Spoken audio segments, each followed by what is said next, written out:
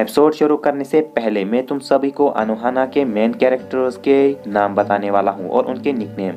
पहली कैरेक्टर जो है उसका नाम है मियोको होन्मा, जिसका निकनेम है मेनमा। इसके बाद जो कैरेक्टर आती है उसका नाम है नारुको अंजू, जिसका निकनेम है अनारू। थर्ड कैरेक्टर का नाम है चुरुको सुरुमी, जिसका निकनेम है सुरुको। इसके बाद कैरेक्टर आता है युकीहात्सु का, जिसका नाम है युकीहात्सुही। इसके बाद आता है पोपो का कैरेक्टर, जिसका असली नाम है हिसाकावा। और लास्टली आता है जिंता का, जिसका असली नाम है यादोमी।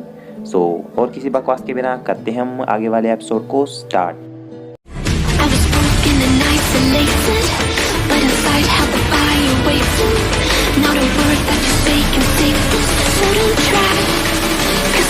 You crossed the line.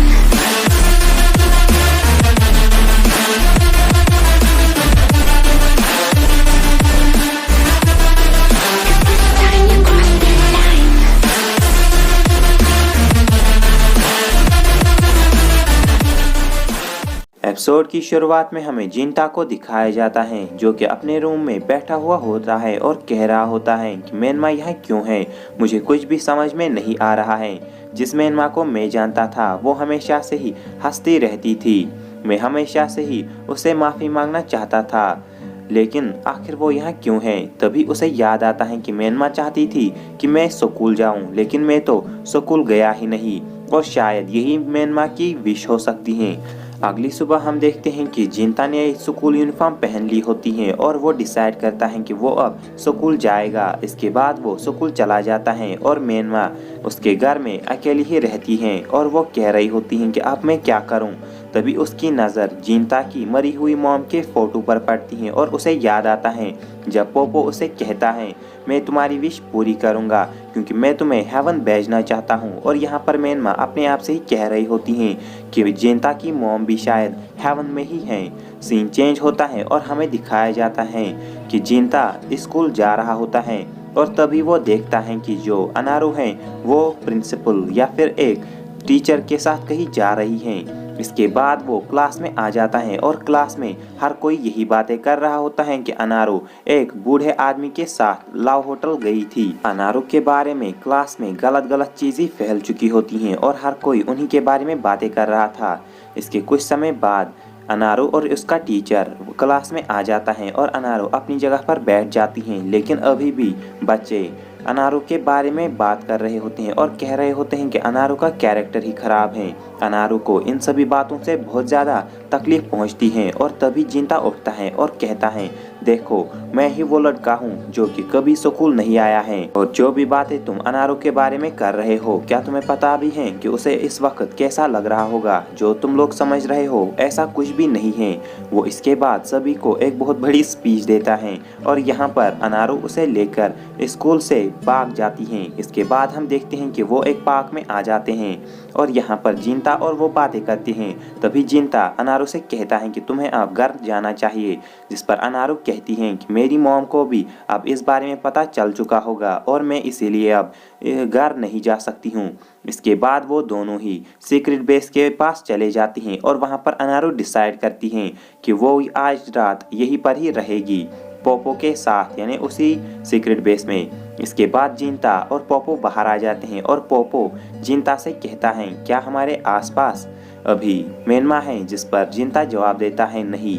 इसके बाद पोपो कहता है हमें मेनमा के घर जाना चाहिए, हो सकता है कि वहाँ पर हमें मेनमा की विश का कोई क्लू मिल जाए, और जिंता भी ये बात मान जाता है। सीन चेंज होता है और हम दिखाया जाता है कि ये तीनों अब मेनमा के घर के लिए निकल जाते हैं। वहाँ पर इन्हें मेनमा की मॉम दिखती हैं और वो इन्हें मेनमा के फोटो के सामने ले आती हैं और ये तीनों इसके बाद मेनमा के लिए प्रेयर करने लगते हैं। इसके बाद मेनमा की मॉम इन्हें मेनमा का कमरा दिखाई देती हैं जो कि बिल्कुल खाली होता है। सीन चेंज होता है और हमें दिखाया जाता है कि सुरुको के क्लासमेट्स एक लेटर देते हैं और कहते हैं क्या तुम ये युकीहात्सु को दोगी, जिस पर सुरुको कहती हैं कि तुम सब एक ही क्लास में पढ़ते हो, तुम इसे वो खुद दो। कुछ ही समय बाद वहाँ पर युकीहात्सु भी आ जाता है और वो कहता है यहाँ पर क्या चल रहा है, और उसे देखकर वो दोनों लड़कियाँ वहाँ से भाग जाती हैं और सुरुको भी उसे कोई बात नहीं करती हैं और चली जाती हैं। इसके बाद हमें दिखाया जाता है कि सुरुको और युकीहात्सु ट्रेन प्लेटफॉर्म पे ट्रेन का इंतज़ार कर रहे होते हैं और इसके बाद यूकीहात्सु कहता है कि वो सब आज मेनमा के घर जा रहे हैं, जिस पर सुरुको कहती हैं तो उन्होंने भी अब उस बेवकूफ़ की बातों पर यकीन कर लिया। इसके बाद सुरुको कहती हैं, क्या तुम्हें पता है जिस दिन मेनमा मरी थी उसने हम सबको सीक्रेट बेस पे बुलाया था, लेकिन उसने हमें वहाँ पर क्यों बुलाया था? हो सकता है कि यही उसकी विश हो। सीन चेंज होता है और हमें दिखाया जाता है पोपो, अनारो और जिंता मेनमा के घर से आ रहे होते हैं और उनके हाथ में मेनमा की डायरी होती है। तभी जिंता कहता है उन्होंने मेनमा का कमरा खाली रखा है, ये कितने दुख की बात है। जिस पर अनारो कहती है कि एक मॉम की फीलिंग्स अपने बच्चे के लिए कोई भी नहीं समझ पाएगा, उन्होंने जो भी किया होगा मेनमा के अच्छे के लिए ही किया होगा। जिस पर पोपो कहता है, क्या ये तुम ही कह रहे हो? तभी अनारो कहती हैं कि मुझे अब घर जाना चाहिए और वो साथ ये भी कहती हैं मैं इसलिए नहीं जा रही हूँ क्योंकि मॉम को मेरी चिंता है, बल्कि मुझे कुछ काम है। इसके बाद पोपो जिंता से कहता है क्यों ना हम सीक्रेट बेस चले और हम इसे पढ़ें। जिस पर जिंता कहता है कि मुझे डिनर बनाना है, इसीलिए मैं जल्दी जल्दी घर जाऊंगा और जिंता भी वहां से घर जाने के लिए निकल जाता है। सीन चेंज होता है और जिंता अपने घर के पास आ जाता है और वहां पर वो मेनमा को बैठे हुए देखता है। इसके बाद वो घर के अंदर पहुंचता है और खाना खाने लगता है और वो मेनमा से कहता है कि आज हम तुम्हारी माँ के यहाँ गए थे। और ये सुनकर मेनमा को बहुत ज़्यादा बुरा लगता है और उसे गुस्सा भी आता है कि आखिर जिंता उसकी मॉम के पास क्यों गया था। इसके बाद वो रोने लगती हैं और कहती हैं कि अगर तुम लोग वहाँ जाओगे तो उसे मेनमा की याद आएगी और अगर उसे मेनमा की याद आएगी तो वो सैड होंगी, जो कि मैं नहीं चाहती हूँ। मैं चाहती हूँ कि मुझे सब लोग भूल जाए। जिस पर जिंता कहता है कि तुम अपने आप से झूठ बोल रही हो क्योंकि तुम ही ने कहा था कि जब कोई तुम्हें याद करे तो तुम्हें अच्छा लगता है। तुम हमेशा से ही ऐसी थी, तुम हमेशा से ही दूसरों के बारे में सोचती थी और अपने बारे में कभी भी परवाह नहीं करती थी। इसके बाद वो और भी बातें कहता है और इसी चक्कर में जिंता को नाक से खून आने लगता है और उसे देखकर मेनमा जल्दी से एक कपड़े का टुकड़ा जिंता की नाक में लगा देती हैं और कहती हैं तुम ऐसे ही रहना, ये जल्दी ही बंद हो जाएगा। इसके बाद जिंता उसे कहता है तुम हमेशा से ही ऐसी थी, तुम बिल्कुल भी नहीं बदली हो, मुझे तुमसे ब्रेक चाहिए। और वो वहाँ से बाहर जाता है और वो अपने आप से ही कह रहा होता है कि आखिर मैं क्या कर रहा हूँ। इसके बाद वो सीक्रेट बेस चला जाता है और वहाँ पर वो अनारो को देखता है और कह रहा होता है तुम तो घर गई थी लेकिन यहाँ कैसे हो।